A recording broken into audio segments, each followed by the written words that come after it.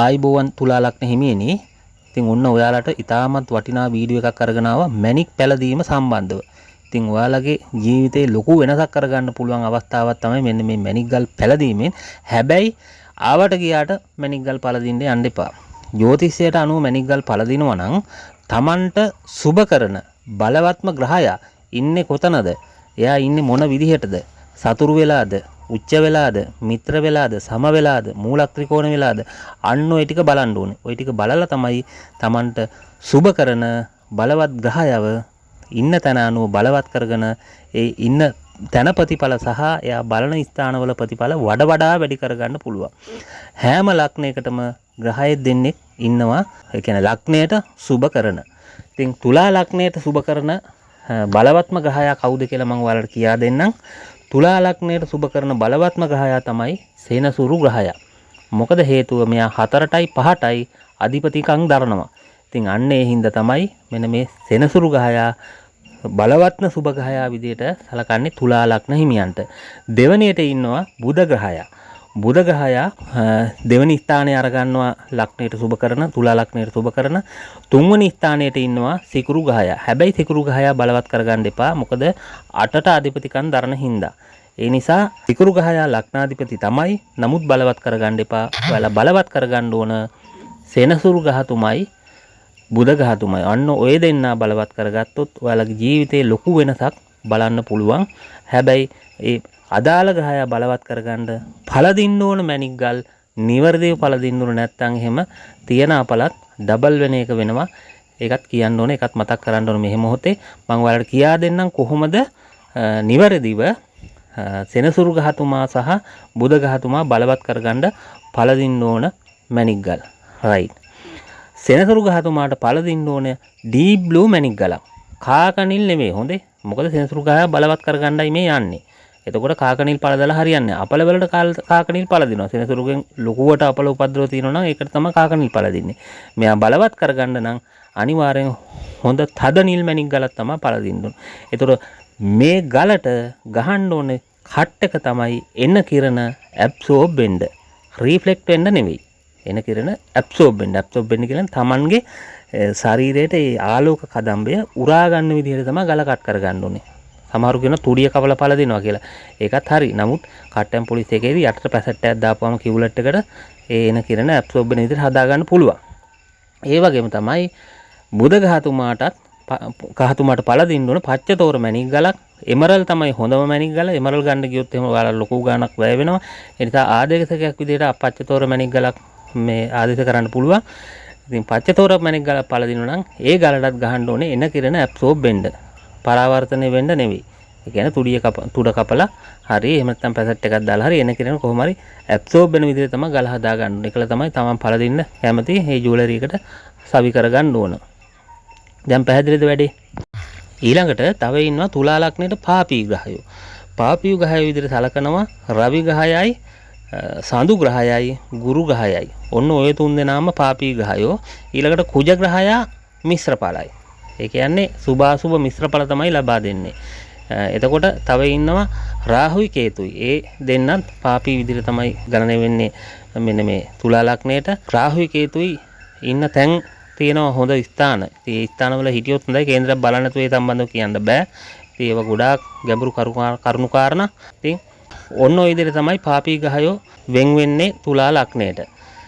එතකොට තුලා ලග්න හිමියන් පළදින්න ඕනේ සුබ ග්‍රහයන්ට විතරයි මැණික් ගල්. මම කලින් කිව්වා සෙනසුරු ග්‍රහයයි බුධ ග්‍රහයයි. අන්න ඔය දෙන්න තමයි බලවත්ම සුබදායකයෝ. ඔය දෙන්න බලවත් කරගන්න ඕනේ.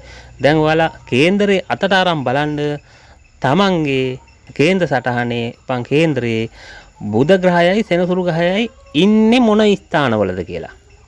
අන්න ඔය ස්ථාන ටික බලා ගන්න මම ඔයාලට කියා දෙන්නම් හොඳම ස්ථාන මොනවද කියලා. සෙනසුරු ග්‍රහයටයි බුධ ග්‍රහයටයි හොඳම ස්ථාන වන්නේ 1 4 7 10. මොකද මෙයාලා සුබයෝනේ. සුබයෝ ඉන්නේ සුබස්ථානවල.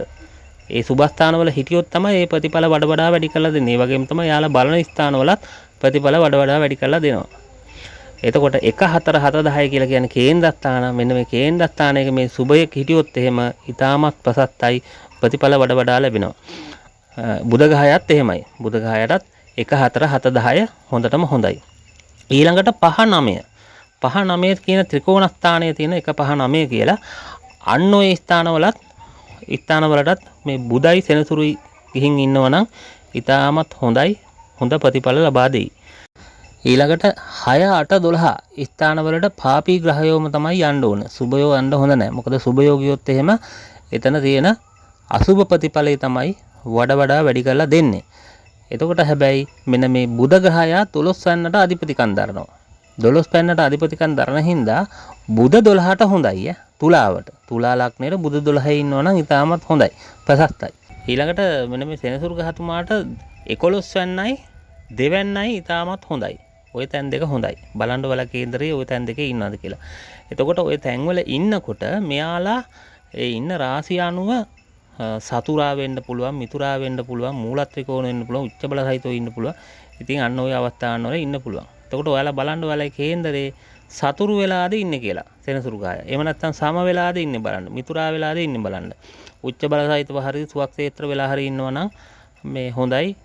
මොකද සතුරා මිතුරා එහෙම නැත්නම් සම වෙලා වගේ ඉන්නවනම් එයාගේ ප්‍රතිඵලේ ලොකුවටම ලැබෙන්නේ නැහැ. එයාගේ ප්‍රතිඵලේ වඩා වැඩි කරගන්න ඕන හින්දා තමයි එයාට අදාළ වෙන මැණික් ගල පළදින්න ඕනේ. එයාව බලවත් කරගන්න. අන්න එතකොට තමයි සියලුම තියෙන ප්‍රශ්න निराකරණය වෙලා Tamanට ඉතාමත් ජයග්‍රාහී ගමනක් යන්න පුළුවන් වටපිටාවක් හැදිලා ජීවිතේ සාර්ථක වෙන්නේ. ඒ වගේම තමයි බුධ ග්‍රහයත් ඉගෙනීමේ කටයුතු ආරම්භ නම් ඒවා මොනවා හරි තියෙනවා නම් ඒ සම්බන්ධව ගැටලු නිර්මාණය වෙලා තියෙනවා නම් අන්න ওই සියලුම ගැටලු පහව ගිහිලා Tamanට ඉතාමත් වාසනාවන්ත තමන්ගේ ඉගෙනීම් පැත්තට තමන්ව යොමු වෙන කාල පරිච්ඡේදයක් ලබා ගන්න පුළුවන් හැකියාවක් පවතින මේ බුධ ග්‍රහයා බලවත් කර ගැනීමෙන් බුධට පළදින්න ඕන මැණික් ගල පැලදීමෙන්. ඉතින් මම හිතනවා තුලා ලග්න හිමියන්ට මැණික් පැලදීම සම්බන්ධව යම්කිසි අවබෝධයක් ලැබෙන්න ඇති කියලා. නමුත් මෙතනින් එහාට කියපු තව ලොකු ගැඹුරු කරුණු කාරණා කීපයක් තියෙනවා මැණික් ගල් පැලදීමේදී. ඉතින් ඒවා මම මේ වීඩියෝ එකේ කතා කරේ නෑ. ඔයාලා දක්ෂ ජ්‍යොතිෂවේදියෙකුකින් කේන්දරේ පරීක්ෂා කරගෙන මැණික් ගල් පළදිනවා නම් ඉතාමත් සුදුසුයි. මොකද තව තියෙනවා 64 වෙනි නවාංශකාධිපති 22 වෙනි දෙරකානාධිපති බාධක ග්‍රහය නොවේ වගේ අවස්ථාවලට වලට ගිහින් ඉන්නවා නම් ওই බලවත් ශනි ග්‍රහය සහ බුධ ග්‍රහය ඉතින් ඒ වගේ අවස්ථාවන් වලදී බලවත් කරගන්න සුදුසු නෑ.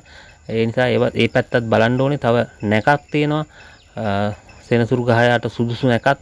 එයා ඉන්නේ කාගේ නැකතකද, සතුරෙක්ගේ නැකතකද, මිතුරෙක්ගේ නැකතකද අන්න ඕවත් බලන්න ඕනේ. ඒ වගේ තමයි බුධ ග්‍රහයාගේ නැකත මොකද්ද කියලා බලන්න ඕනේ.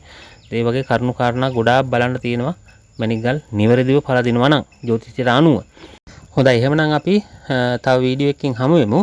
මම මේ වීඩියෝ සෙට් එකම එක දිගට අඛණ්ඩව කරගෙන යනවා ජ්‍යොතිෂයට අනුව මැණික් පැලදීම සම්බන්ධව. දැන් මේ අද කරේ තුලා ලග්නේ ඊළඟට වෘශ්චික ලග්නේ තමයි අරගෙන එන්නේ. එහෙමනම් අදට මේ වීඩියෝ එක මෙතනින් අවසන් කරන්නම්. ගිහින් එන්න සියලු දෙනාටම ජයෙන් ජයම වේවා. සුබ දවසක්. තෙරුවන් සරණයි.